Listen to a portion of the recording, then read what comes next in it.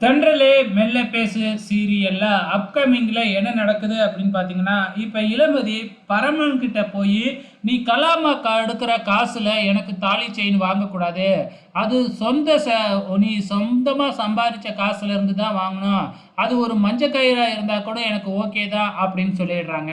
ஆனா பரமன் சும்மா இருப்பாப்லயா? எப்படியும் தங்கத்துல தான் வாங்கணும் அப்படின்னு முடிவு பண்ணிட்டாரு. தன்னோட ஃப்ரெண்ட்ஸ் கிட்ட போய் இந்த விஷயத்தெல்லாம் சொல்றாங்க. எப்புட்றா முடியும் அப்படின்னு யோசிச்சுக்கிட்டு இருக்கும் பொழுது, அங்க ஒரு ஷூட்டிங் நடக்குது. அப்ப டூப் போடுறவன் வரல, என்ன செய்யறது அப்படின்னு யோசிச்சுக்கிட்டு இருக்கிறாங்க. அது என்ன சீன் அப்படின்னு பார்த்தீங்கன்னா, நெருப்புல நெருப்பு பத்திக்கிட்டு எரியிற மாதிரி ஒரு சீனாட்டுக்கு. ஸோ அந்த சீன்ல நான் நடிக்கிறேன் அப்படின்னு சொல்லி நம்ம பரமே போறாப்புல. தன்னோட உடம்பு ஃபுல்லா துணிய சுத்திக்கிட்டு பார்த்தீங்கன்னா, பரமே நடிக்கிறாப்புல. இந்த விஷயம் இளமதிக்கு தெரிய வேணவே வேணாம் அப்படின்னு சொல்லி பார்க்குறாங்க.